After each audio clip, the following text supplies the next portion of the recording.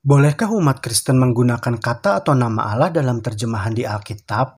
Inilah asal-usul tentang beberapa nama atau sebutan bagi Tuhan di Alkitab.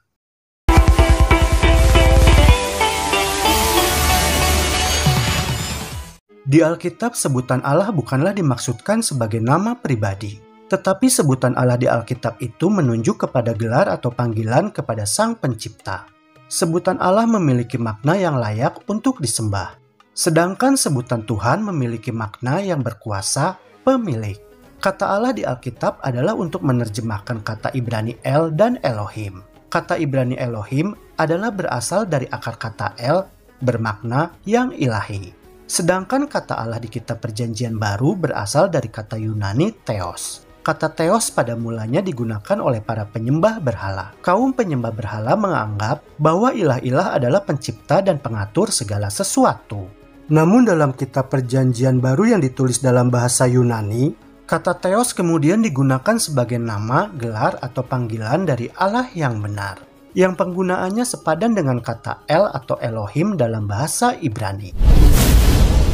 El dan Elohim. Dua nama ini adalah bentuk tunggal dan jamak dari akar kata Allah. Sesungguhnya El juga digunakan untuk dewa-dewa di kawasan Mesopotamia, Kanaan, Mesir, dan lain-lain. Selain El dan Elohim, orang-orang Israel juga menyebut nama Allah atau Tuhan dengan nama-nama lain. Dan ternyata, nama-nama tersebut juga adalah merupakan nama-nama dewa yang biasa disembah oleh bangsa-bangsa yang tinggal di sekitar wilayah Israel kuno.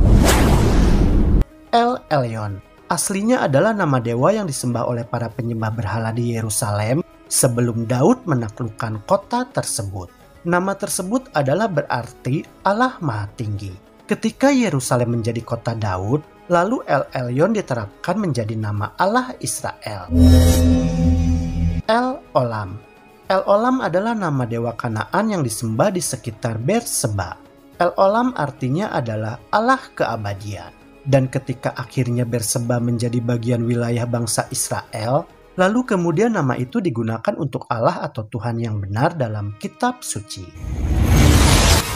El Berit. Nama yang pantas ini adalah berarti Allah perjanjian. El Berit ini sebenarnya adalah nama dewa orang Sikem di Kanaan. Dan sama seperti El Olam, nama ini pun kemudian merujuk kepada Allah atau Tuhan yang benar di Alkitab. El Shaddai. Nama ini dihubungkan dengan para bapa atau tokoh-tokoh di Alkitab. Dan nama ini sering diterjemahkan menjadi Allah yang Maha Kuasa. Arti nama tersebut sebenarnya adalah Allah buah dada. Namun dengan pengertian bahwa buah dada di sini adalah berarti pegunungan. Sebab di kawasan timur dekat kuno, dewa-dewa itu diasosiasikan dengan pegunungan yang merupakan tempat di mana diperkirakan dewa-dewa tersebut tinggal. Selain beberapa nama atau sebutan Sang Pencipta yang telah disebutkan tadi, sebenarnya masih ada banyak nama-nama lain dari Allah yang benar yang terdapat di kitab Perjanjian Lama. Dalam Alkitab Ibrani, nama Allah itu dikenal sebagai tetragram atau tertulis seperti ini. Konsonan Yod He Waw He. Tetragram tidak pernah diucapkan. Oleh karena itu sampai hari ini tidak ada yang tahu bagaimana kata itu dibunyikan dan apa huruf hidupnya.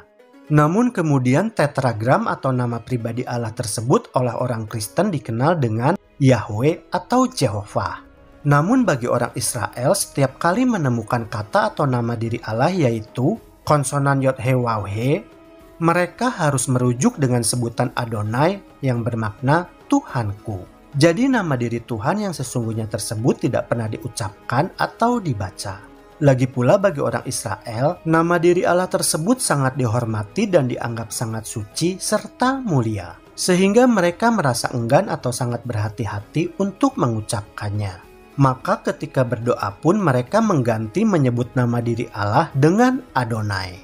Kata Adonai dalam bahasa Ibrani adalah sepadan dengan Kurios dalam bahasa Yunani di kitab Perjanjian Baru. Kedua kata tersebut sama-sama dapat diterjemahkan dengan Tuan dan Tuhan tergantung konteksnya yang memiliki makna antara lain penguasa, pemilik, junjungan. Kata Adonai dan Kurios diterjemahkan Tuhan bila ditujukan kepada manusia dan diterjemahkan Tuhan bila ditujukan kepada pencipta, penguasa, dan pemilik yang memiliki sifat ilahi.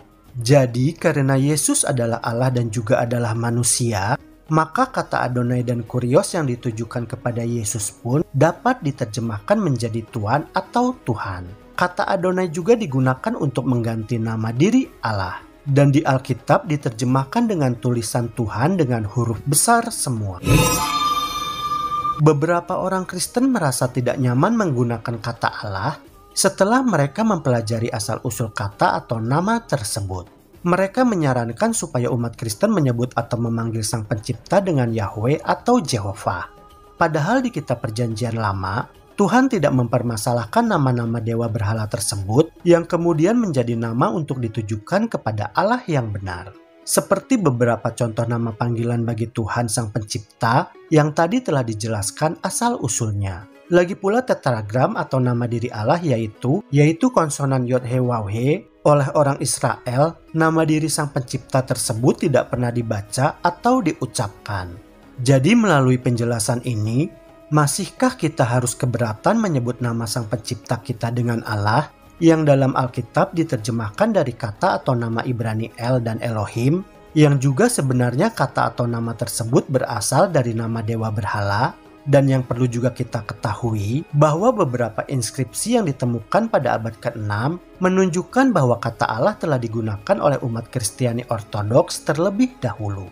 Dan hingga kini umat Kristiani di negeri seperti Mesir, Irak, Aljazair, Yordania, dan Libanon tetap memakai kata atau nama Allah dalam Alkitab mereka.